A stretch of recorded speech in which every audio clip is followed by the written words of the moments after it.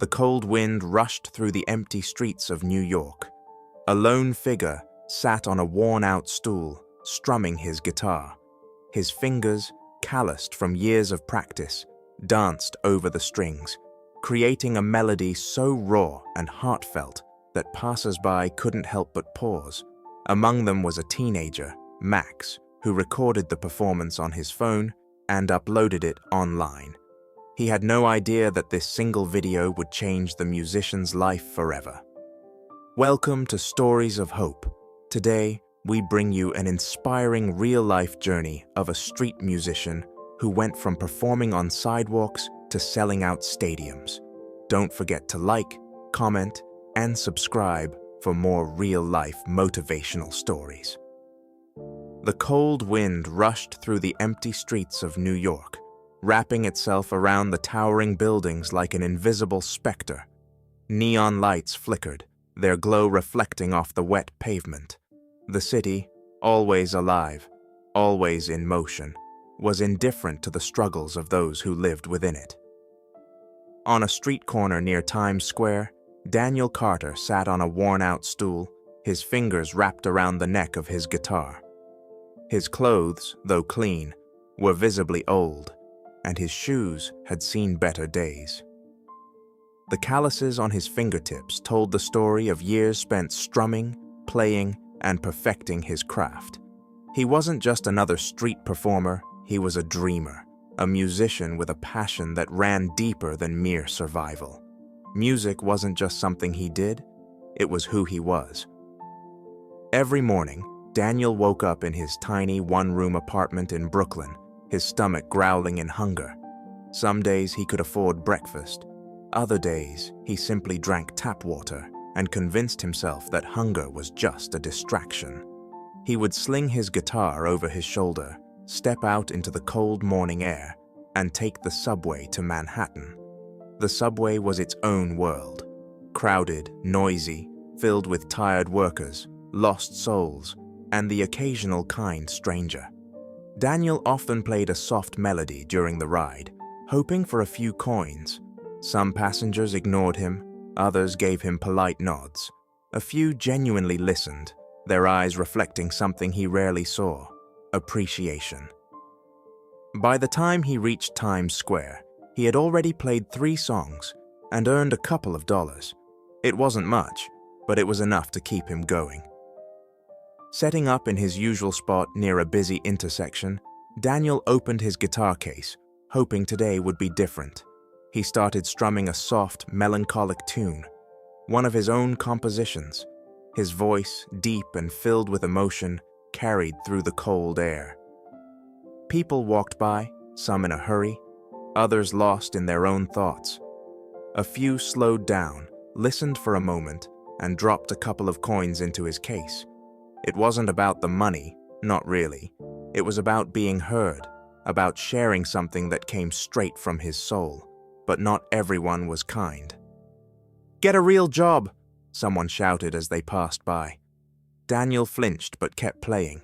He had heard it all before.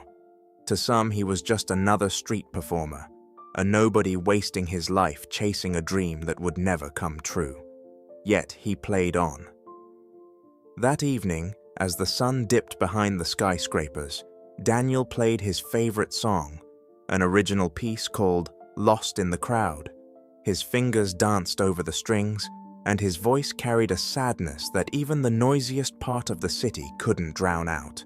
The lyrics spoke of loneliness, of dreams forgotten, of a heart longing to be heard. As he sang the final note, a woman in a business suit stopped in her tracks. She had been walking briskly, her phone in hand, but something in Daniel's voice made her pause. She stood there listening, her eyes glistening with unspoken emotions. When he finished, she walked up to him, pulling out a $20 bill. Instead of just dropping it in his case, she leaned in and whispered, "You have something special, don't stop." Then she was gone, disappearing into the crowd like a ghost. Daniel sat there for a moment, her words echoing in his mind. Was she just being polite, or did she really mean it? Did his music truly have the power to touch people's hearts? He didn't know, but for the first time in a long while, he allowed himself to hope. That night, Daniel packed up and took the subway back home. His apartment was small, just a single room with a mattress on the floor, a tiny kitchenette, and a second-hand table where he scribbled lyrics. The walls were covered with posters of his idols, Bob Dylan, John Mayer, and Ed Sheeran. Sitting on the edge of his mattress, he counted his earnings for the day, $37.50, enough for a meal and maybe some groceries. As he ate a cheap microwave dinner, he scrolled through his phone. Social media was flooded with artists, all trying to make it big. He saw videos of musicians who had gone viral overnight, their lives changed by a single moment of internet fame. Could that ever happen to him? Doubt crept in. Maybe he wasn't good enough. Maybe the city was too big, too crowded with dreamers like him. Maybe he was just another struggling artist who would never make it. But then he remembered the woman's words. "You have something special. Don't stop." And so, he picked up his guitar, closed his eyes, and began to play. Because music wasn't just his dream, it was his life.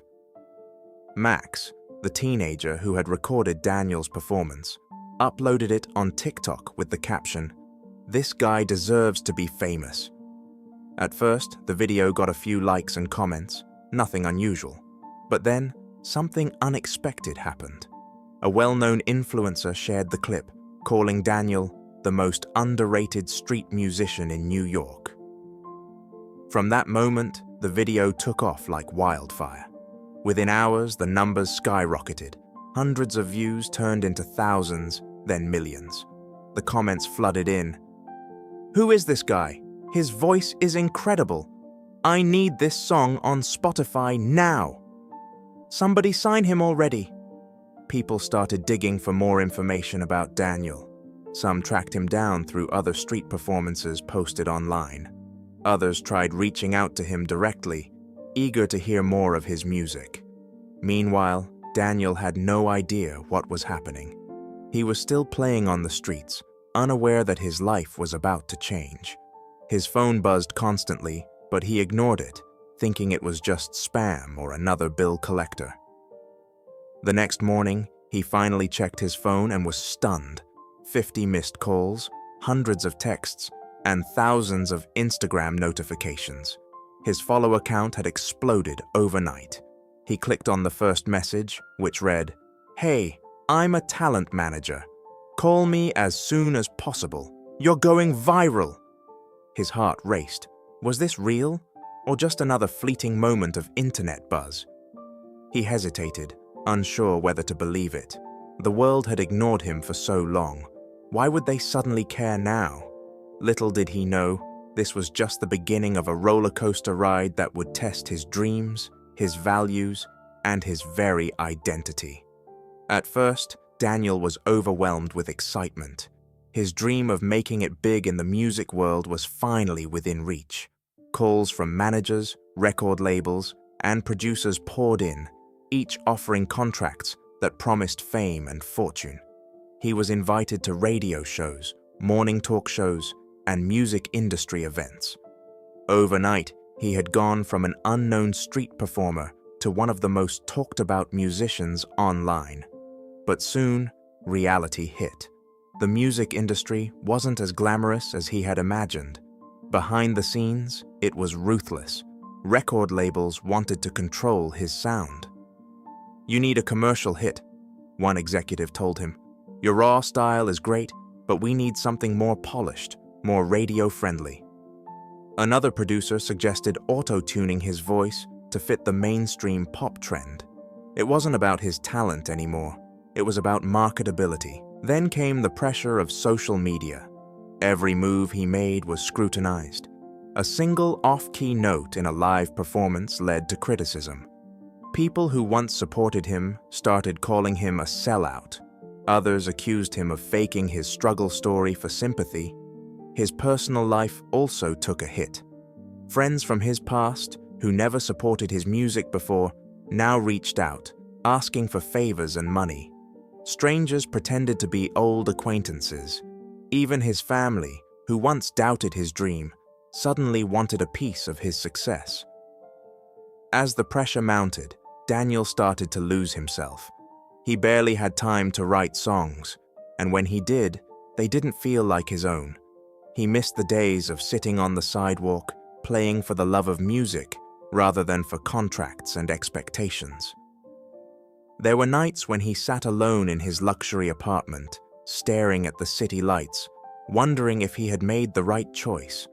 The fame, the money, the recognition, it all felt empty without the raw passion that had once driven him.